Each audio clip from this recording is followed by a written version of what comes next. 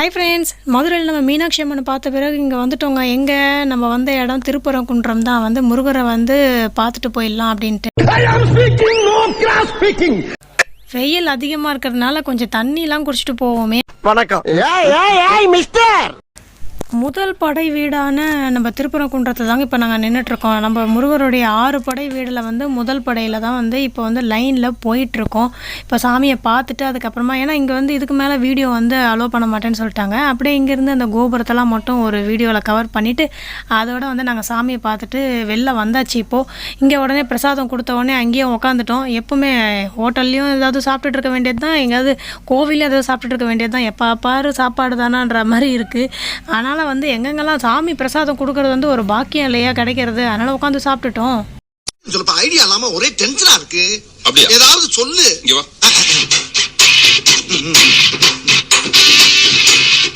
எப்படி இப்போ திருப்பரங்குன்றத்துலேருந்து சாமியை பார்த்து முடித்தோடனே இப்போ நெக்ஸ்ட்டு என்ன கோவில் அப்படின்னு சொல்லிட்டு நாங்கள் அங்கேயே அப்படியே பிளான் பண்ணியிருக்கோம். அங்கங்கே என்னென்ன பக்கத்துலலாம் பார்க்க முடியுன்றதுனால அப்படியே நெக்ஸ்ட்டு பார்க்கறதுக்காக வண்டியில் ஏறியாச்சு. இப்போ வண்டி போய்கிட்டே இருக்குங்க. அவ்வளோ தூரமாக வண்டி வந்து எந்த இடத்துக்கு போகுது அப்படின்றது வந்து எங்களுக்கு கொஞ்சம் தெரியல. ஏன்னா வந்து அந்த ரூட்டில் என்னென்னலாம் கவர் பண்ண முடியுமோ அதெல்லாம் கவர் பண்ணுன்றதுக்காக அவர் ஒரு ஐடியாவும் வச்சுருக்காரு.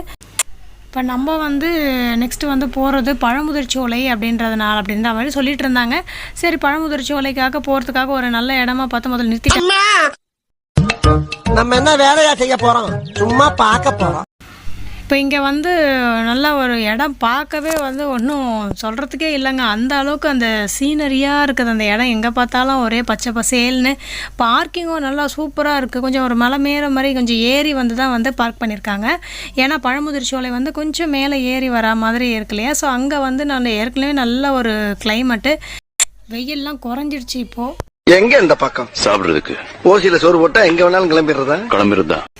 இந்த கிளைமேட்டை வந்து நீங்கள் மட்டும் தான் என்ஜாய் பண்ணுவீங்களா? நானும் தான் வருவேன்னு சொல்லிட்டு நல்ல ஒரு குரங்கு கூட்டம் வந்து நின்றுட்டுருக்கு. நோ சார், நான் ரொம்ப டீசென்டான ஃபேமிலியில பிறந்தவன் சார். என்ன பத்தி யாரோ உங்ககிட்ட தப்பா சொல்லியிருக்காங்க சார். இப்போ கோவில்கிட்ட வந்துட்டோங்க. பழமுதிர்ச்சோலை வந்து நல்லா கொஞ்சம் மேலே ஏறி வரா மாதிரி இருக்கிறதுனால கொஞ்சம் அப்படியே ஸ்லாண்டிங்காக இருக்குது. ஸோ அங்கெல்லாம் வந்து செப்பல் ஸ்டாண்டெல்லாம் இதெல்லாம் விட்டுட்டு கொஞ்சம் அப்படியே மொல்லமாக ஏறி வந்துட்டுருக்கோம். நாங்கள் கற்பூரம் இந்த தேங்காய் பழம்லாம் வாங்குறதுக்காக கடைலாம் லைனாக அப்படி அப்படியே இருக்குது. ஆனால் வந்து பார்க்கவே வந்து ஒரு மாதிரி அந்த ஈவினிங் இந்த டைம் நாங்கள் வந்தது வந்து ரொம்ப நல்லாயிருக்கு. ஒரு மதியான டைமில் நல்ல வெயில் தெரிஞ்சிருக்கும். இப்போ வந்து வெயிலெலாம் கொஞ்சம் அடங்கி கொஞ்சம் ஒரு குழுன்னு ஒரு ஆரம்பிச்சிருக்கு. நல்லா இருப்பா போடா, ஒன்னெல்லாம் ஒன்றும் பண்ண முடியாது. பழமுதிர்ச்சோலையில் வந்து நம்ம ஏற்கனவே வந்து நம்ம அந்த சின்ன வயசுலலாம் கொஞ்சம் கேள்விப்பட்டிருப்போம். ஔவையாருடைய கதை வந்து, அதாவது சுட்ட பழம் வேணுமா சுடாத பழம் வேணுமா அப்படின்ற ஒரு அந்த கேள்வி வந்து முருகர் வந்து ஒரு திருவிளையாடல் பண்ணாங்க அப்படின்ற மாதிரிலாம் ஒரு கதைலாம் நம்ம கேட்டிருப்போம். ஸோ அந்த திருவிளையாடல் வந்து இந்த இடத்துல தான் அரங்கேறியது அப்படின்ற மாதிரிலாம் சொல்கிறாங்க. ஏன்னா வந்து சுட்ட பழம் வேணும் சுடாத பழம், இந்த நாவல் பழத்தில் வந்து ஔவையார் வந்து ஒரு டைமில் இந்த சைடில் வரும்போது அவர் ஒரு சின்ன பையனாக வந்து முருகர் வந்து என்ன பண்ணியிருக்காருன்னா பழத்தை வந்து நாவல் மரத்துலேருந்து வந்து அந்த பழத்தை வந்து ஆட்டி விட்டு அந்த மரம் கீழே விழுந்ததும் அந்த பழத்துலேருந்து எடுத்து வந்து ஔவையார் வந்து ஊதி அதை சாப்பிடும் போது பழம் சுடுதா அப்படின்ற மாதிரி கேட்டாங்க. அப்போ வந்து அது என்ன பதில் சொல்கிறதுனே தெரியாமல் திகச்சு போனாங்கன்ற மாதிரிலாம் வந்து நிறைய கதை சொல்லியிருக்காங்க. ஸோ அந்த மாதிரி அந்த சுட்ட பழம் சுடாத பழம்ன்ற மாதிரி அது இங்கே சொன்னதுனால வந்து இந்த இது வந்து பழமுதிர்ச்சோலைன்னு சொல்லியும் பேர் அழைக்கப்படுதா என்னன்ற மாதிரி தெரியல. அதெல்லாம் நான் கேள்விப்பட்ட வரைக்கும் நான் சொல்கிறேன். மழை ஆரம்பிச்சிருச்சுங்க நல்லா ஜோரா.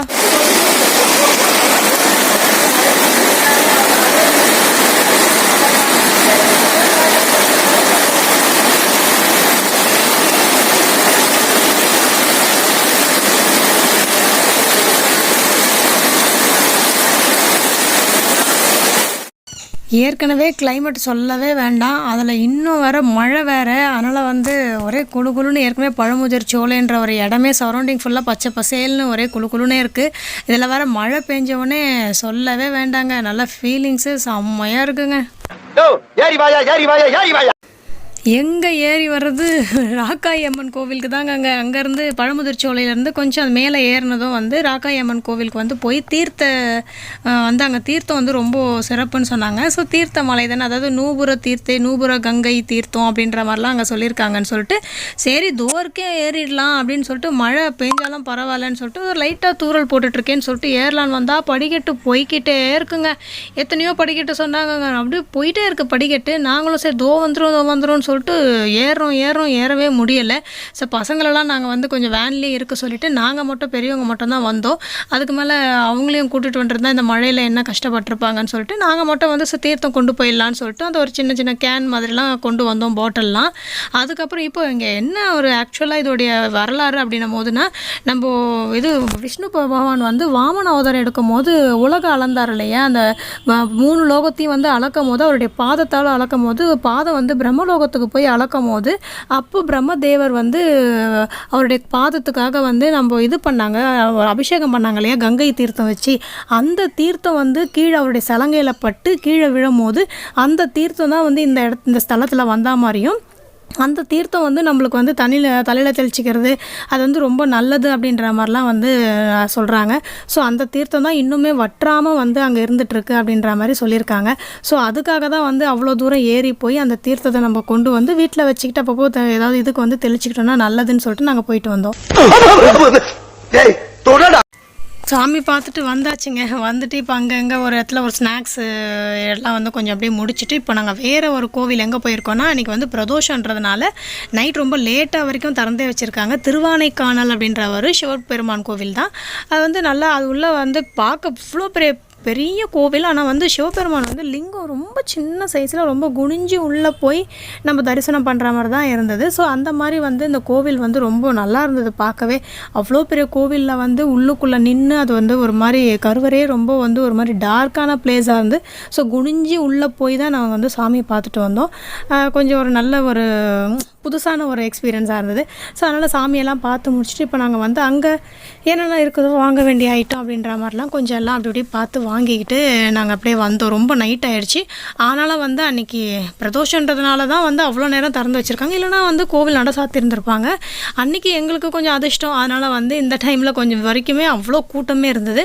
ஸோ பிரசாதம் அது இதெல்லாம் வாங்கி இங்கேயும் சாப்பிட்டுட்டு நல்லா கோவில்கிட்ட நின்று ஒரு போஸ் கொடுத்தாச்சு. ஏன்னா வந்து இப்போ இதோட ஸ்ட்ரைட்டாக நாங்கள் போக வேண்டிய இடம் வந்து வீட்டுக்கு தான், சென்னைக்கு தான் இப்போ வண்டி போய்கிட்டு இருக்குங்க.